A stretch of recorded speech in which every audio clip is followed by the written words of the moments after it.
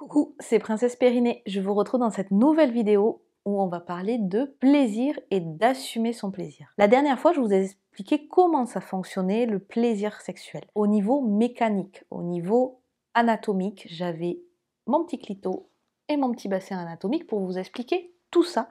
Et vous pouvez aller voir la vidéo par là. Là, aujourd'hui, on va parler d'assumer son plaisir et un peu de différentes notions. Souvent les femmes, mais les hommes ne sont pas en reste, on assimile amour, plaisir et désir. Ce sont trois notions différentes. On peut aimer profondément quelqu'un pour qui on n'a pas de désir sexuel et avec qui on va prendre du plaisir. Ça s'appelle un ami. On partage de très bons moments, on a des grands moments de plaisir et pas de plaisir sexuel.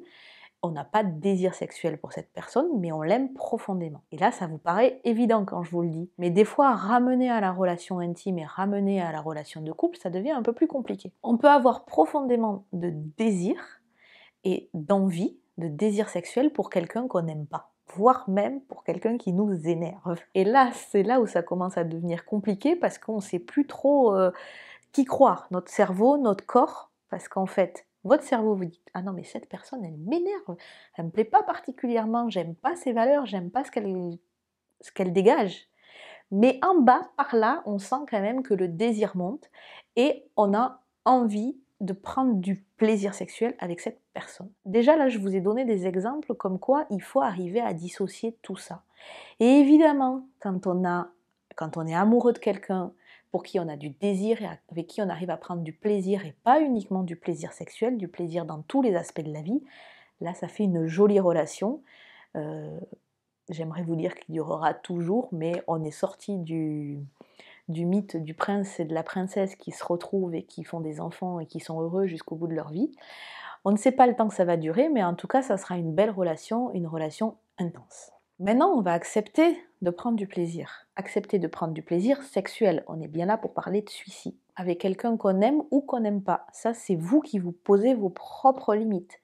Mais comprenez d'ores et déjà que ce n'est pas la même chose. Et donc, vous pouvez séparer aisément les deux, que vous soyez un homme ou une femme. Ce qui rentre en jeu aussi dans accepter notre plaisir et accepter de prendre du plaisir, eh bien, c'est la société.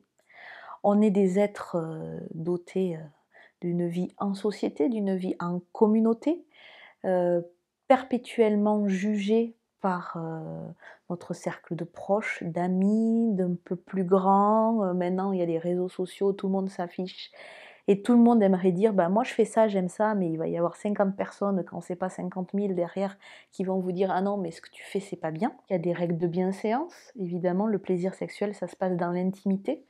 Alors dans l'intimité, ça veut dire juste qu'on ne va pas s'afficher partout et nulle part, c'est normal, on respecte la pudeur des autres. Quand on vit en communauté, effectivement, il y a des gens de tout âge, donc on respecte aussi les plus jeunes. Et les autres règles, c'est pour moi la principale, le consentement. On ne peut pas prendre de plaisir sexuel avec quelqu'un qui n'a pas envie de partager ça avec vous. Alors vous pouvez prendre du plaisir sexuel tout seul. Ça, c'est encore autre chose. Mais vous pouvez prendre du plaisir sexuel uniquement avec quelqu'un qui a envie de le partager avec vous. Et en France, la majorité sexuelle, c'est 15 ans, pas avant. À partir du moment où on est rentré dans ces deux cadres-là, de respecter l'intimité et de respecter le consentement de l'autre, ne vous empêchez pas de faire quelque chose qui vous plaît sous couvert de la société. Pour partager ça avec quelqu'un, il faut avoir confiance en l'autre.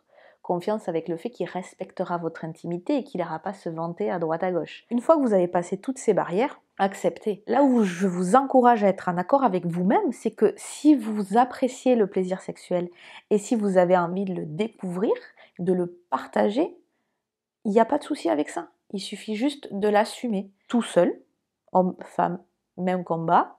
Si vous vous connaissez, si vous savez ce qui vous fait plaisir, vous aurez plus de facilité à dire à l'autre ce que vous aimez.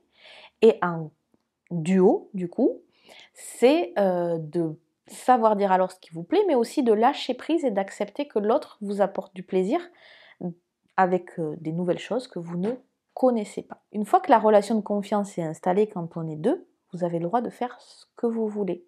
Et lâcher prise avec les dictats de la société qui vont vous dire oui, c'est une salope, c'est une fille de joie, c'est un queutard, parce que Détrompez-vous, il n'y a pas que les filles qui ont la pression de la société. On s'en fout en fait. Faites ce qui vous plaît, acceptez de ressentir le plaisir sexuel si c'est ce qui vous plaît, et tout se passera bien. La mécanique anatomique dont je vous ai parlé dans la dernière vidéo se fera toute seule. J'espère que cette vidéo vous aura plu. Alors je suis kinésithérapeute et ostéopathe, vous le savez si vous me suivez déjà. Je ne suis pas psychologue. J'ai tenté de vous montrer l'interaction permanente entre le corps et l'esprit, surtout quand on parle de sexualité.